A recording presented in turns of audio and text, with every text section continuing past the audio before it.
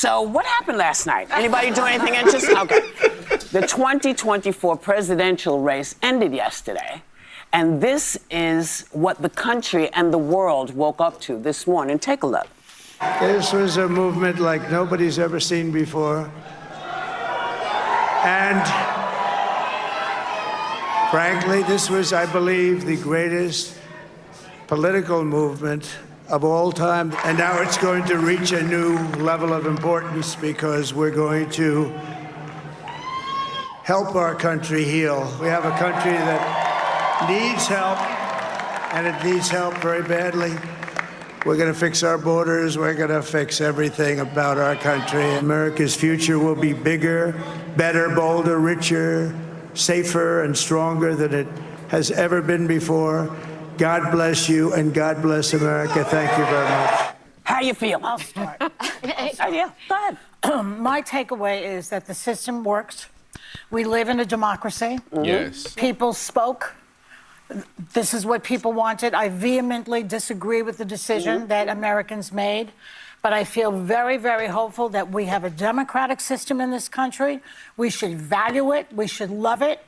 We should protest if the situation arises that we need to protest, which I'm sure it will.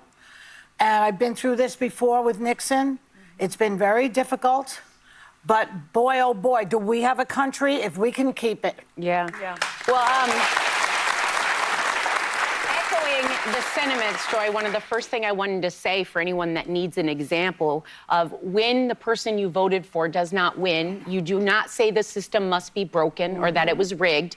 You say it is what it is, and you show up anyway. And I want to commend all those people that voted, because you sometimes hear people say, well, it didn't matter. No, it did matter. That was still your currency. That was still your power. And people turned out. Now, if you didn't vote, you really don't have a say in the conversation, so you can go ahead and sit down. But for the rest of you, and then a lot of what I think about is what I always tell my kids when things go on. You feel what you feel. Everyone has different emotions. Some people got what they wanted. A lot of people didn't.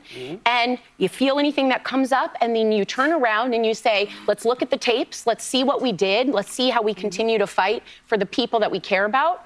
And you take one step in front of the other. And so here we are today, and I still feel that optimistic because I feel arm in arm with so many people who agree with me. And I'm not going to stop marching. So I like this pep talk, Coach Haynes. Listen, is it the outcome I wanted? No, but we live in a democracy. I have my vote. Right. Millions of people cast their votes. I love everything that they're saying right now in terms of accepting the election, even though I feel like they virtue signaling. Listen, Democrats was the first ones that I heard say that the election was stolen. I forget the guy name now, but he lost to Bush. That was the first time I ever heard elections were stolen. So even though they're trying to be on their high horse about it, you know, Republicans and Democrats both say the election is stolen. The outcome I wanted? No, but we live in a democracy. I have my vote. Right. Millions of people cast their votes did. And what's important to me is this. Tens of millions of Americans, our friends, our neighbors, our family members, voted for Donald Trump. We disagree with him. I know we all do at this table, but they are good, decent people who are patriots and love this country. And I can't speak to what drove them to the conclusion of being with him, but I think it is a moment for us to listen to each other, to hear each other, express what our concerns are. I've spent the last 4 years doing that, and also listen to people who are with him, because this is a country that there is truly more that unites us than divides us. I know it doesn't feel like that for many people in this moment, but we need to bring down the temperature, the name calling, the demonizing. Let the other side, you know, if they want to do that, they can do it. But I think it is a moment to listen to the voters. And this, I have to say, I've always thought he could win. I thought in the final stretch she might eke it out. I didn't expect it to be this resounding, and I think there are some lessons from it. I think we forget about rural America. I think the working class feels left behind. They feel like the powerful, the elite only care about them and their power. And he spoke to them. We may not have liked his words, but they turned out for him. I mean, the map was, it was beyond Reagan what we saw last night. And I think we need to start listening more about the concerns of everyday Americans who feel like this system is failing. When Reagan won, I remember the whole map was red. Yeah. It was pretty red last night. I don't know. I'm profoundly disturbed. I think if you look at the New York Times this morning, the headline was America makes a perilous choice. I think that in 2016, we didn't know what we would get from a Trump administration, but we know now. And we know now that he will have. What was so bad about Trump from 2016 to 2020? Can somebody tell me? I must have missed something. Of almost unfettered power. And so I worry, not about myself, actually. I don't worry about my station in life. I worry about the working class. I worry about my mother, a retired teacher. I worry about our elderly and their Social Security and their Medicare. I worry about my children's future, especially my daughter, who now has less rights than I have. The devil is a lie. I want to know why she's worried. That's what I want to know. Because, right, she just saying stuff, it don't really mean nothing. I'm worried for this person. I'm worried for that. I know why she said her daughter because of reproductive rights. But I don't understand why she says she worried about the working class person. We see that 2 wars was just started in the last 4 years. We see that inflation is through the roof. So what about the working class do you think is more secure with the Biden administration or with Kamala Harris or Democrats than with Trump? And I have so many things to say about women's reproductive rights, so I'm going to just say this and keep it short. For one, that happened under the Biden administration. For two, all of this stuff they saying about women losing their rights is a lie. The power was just given back to the states. So that means that if you have an issue, you need to take it up with your state. Nobody said that women can't get abortions. It's no longer federally funded. Some people going to say, what if a woman gets sexually assaulted? The reality is that's like 1%. Most women that get abortions get multiple abortions. They don't just get one. Also, I'm trying to figure out, how is that something worth fighting for? How is that a right worth fighting for, abortion? And I remember my father telling me many, many years ago that I was the first person in his family to enjoy full civil rights. And now I have less civil rights than I had when he told me that. So again, I'm profoundly disturbed that the 14th Amendment of the Constitution did not prevent someone who participated in an insurrection from becoming president of the United States. I think that going forward, the convicted felon box on employment applications better be taken off, because if you can be the president of the United States, then you should not be prevented from employment in this country, because I remember applying for my jobs as a federal prosecutor, and there was a box for convicted felons. Well, and so that box better be taken off. And I think our healthcare system is now at risk. Those charges was trumped up. no fluoride for anyone. Yeah, economists have made clear that he's going to increase the debt by $7.75 trillion. I'm worried about mass deportation and internment camps, and I'm also worried about Elon Musk warning Americans to prepare for temporary hardship. Listen, if you go on a diet, if you go on a fast, if you go on a cleansing, you need to buckle down for temporary hardship, because you're going through a process of cleansing. Everybody talks a good game about discipline, but it's so interesting to see nobody wants to hear the side effects. They want to act like the end of the world is coming. He didn't say permanent hardship. He said we need to prepare for temporary hardship. Why do we need to prepare for temporary hardship? Because there are things that were done that need to be undone so that we can get America back on the right track. As a man, and this is why so many men voted for Trump, we appreciate somebody being straightforward and saying we need to prepare for hardship, temporary hardship. And there's so many Americans that's out there looking around like, we already been dealing with the hardship. I'm surprised at the result, but I'm not surprised. As a woman of color, I was so hopeful that a mixed race woman married to a Jewish guy could be elected president of this country. Mm-hmm. And I think that it had nothing to do with policy. I think this was a referendum of cultural resentment in this country. Well, I think it... What Democrats need to wake up to is that this was about a moral referendum.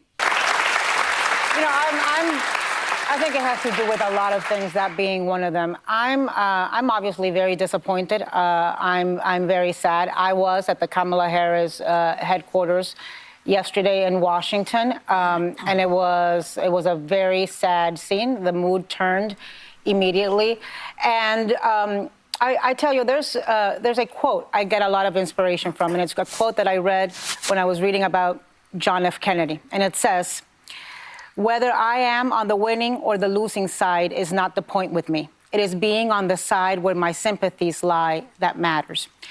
her bringing up John F. Kennedy quote is so funny to me because y'all forced his nephew to go over to the Republican side. That's how outrageous Democrats have become. And I know this because I was going to vote for Robert F. Kennedy. And that to me brought me a consolation and inspiration this morning because Good. I have no regrets. Yep. I worked hard as hell to elect the first Black Asian woman president. History slipped through our fingers again. I worked hard as hell for Donald Trump not to be president. But today, unlike Donald Trump and his followers, I acknowledge that he won. I hope for the best for our country, and I make a commitment to our LGBTQ, to our immigrants, to our elderly, to our young girls, to the women, that we will not stop fighting. We can be sad today. Today we can be sad. Tomorrow we stand up and we continue. We have every right as Americans, because we love this country, because this is the most exceptional country in the world, we have the right and the duty to speak up and denounce abuses of power, to be vigilant. And so I invite all Americans to do it. But we are doing what they didn't do. We are recognizing they won. That's the only reason you're doing it, is to virtue signal, which is the sad part about it. But it's good. Bite your own tongue. Now let's see what happens when he is governing. So, well, you look,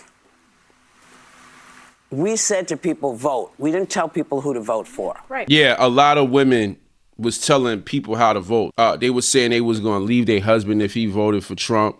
It was a lot of people telling men how to vote and telling people how to vote. Yes, but I did not. Yeah, I did. Because Thank I wanted you. to make sure people exercise that right. Too many people that I know died trying to vote. Yeah, right. Okay? So we start with that. And think about this. She did this in 2 months. I know. She did this in 2 months. She left it all on the You field. know, Yes, she look, did. she, you know, everybody campaign. can always say, oh, she should have done this, she should have done this, she did what she did. She was everywhere, she talked to everybody, and people didn't come out. I don't know why, and it doesn't even matter. He's now the president. I'm still not gonna say his name. Say my name, say my name. Yeah. I have faith that some good, decent people are going to work for him. I've heard from some folks today. I think there's some reasons to be hopeful that people who believe in public service in the country are going to go in. The thing that I wanted to finish up with is it's hard for some of us to hear that rhetoric Yeah. after 50 years, you know, after 70 years, to hear that rhetoric coming back, to hear things that came out of people's mouths, that we all decided as a public group, we weren't going to talk to each other that way. Yeah. So for me, when I hear that, I feel okay when I'm pissed at somebody who's talking down to somebody else. I'm all right with that. What? Whoopi Goldberg talk down all the time to people that don't have the same opinion as her. What is she talking about? Y'all been talking down to men. As a matter of fact, I got a video that I'm going to leave in the description. That I'm going to leave at the end, where they had a whole Miss Andrews session. The View is known for Miss Andrews and talking down to men and things of that nature. So, like, yeah, a lot of stuff they be saying is like they live in their own world. It's crazy. What I'm not all right with is trying to further wreck the country. So that's why everything that everyone is saying at the table really comes down to, listen, we're still here. People, when I got out of the car today, because nobody will let me drive, I saw mailmen, people with their kids. I saw people walking around, looking, drinking the coffee stuff from Starbucks. Yeah. I don't drink coffee, so I never remember. But I saw people living their lives, and that's what we have to do. And when things get to be so bright that we see them, we got to call them out. Yes. You have to call them out. And no one's going to be storming the Capitol. Yes, yes, You know what gets me? The exit polls showed, according to our research department here at ABC News, the state of democracy was the top issue to voters overall. So that says that most people don't believe that the Democrats are engaging in democracy. Even the way that Kamala Harris got her name in the presidential election was not a democratic process. So like the lady said in the beginning, I think the Democrats need to take a cold, hard look at themselves and ask, why do people not believe in the Democratic Party anymore? What she wants to do is focus on Trump, but what they need to do is focus on themselves. In conclusion, I just want to wrap up with this right here, because they throw around democracy. There's a difference between a democracy and a republic, and America was founded on principles of a republic, and each state was its own republic: the Republic of California, the Republic of Georgia, the Republic of New York, right? And the Constitution is supposed to protect states from being overthrown by the federal government. That's why so many states have threatened in the past to secede from the government, because they didn't like how much the federal government was overstepping their bounds. So now when we break down the basic anatomy of a republic versus a democracy, democracy means by majority. So our country was founded on the idea of a republic, which is the public good, right? And that's what the Constitution was meant to do. It was meant to protect the public good. So even if the majority says that they want something that goes against the Constitution is there to also protect the people from their self, because your country could turn into Sodom and Gomorrah. The Constitution was created so that even if the majority want something, you can look at the Constitution and say, hey, we don't have to do that, because that's not based on our founding principles. Now, we have gotten very far away from the Constitution, but that's the basic difference between a democracy versus a republic. If we ran the country like Democrats want to run the country and like people on The View want to run the country, we would be living in a place that is unbearable. The View is so tone deaf. Y'all have to start listening to the concerns of real people, real men, without demonizing them. And I'm going to tell you something right now. Most people do not care about LGBTQ. People are tired of that shit. And most people do not care about transgender. Anywho's, if you like this video, man, I got more videos similar to this one. Click the link below. Check out my next video, and I'll see y'all over there. Peace.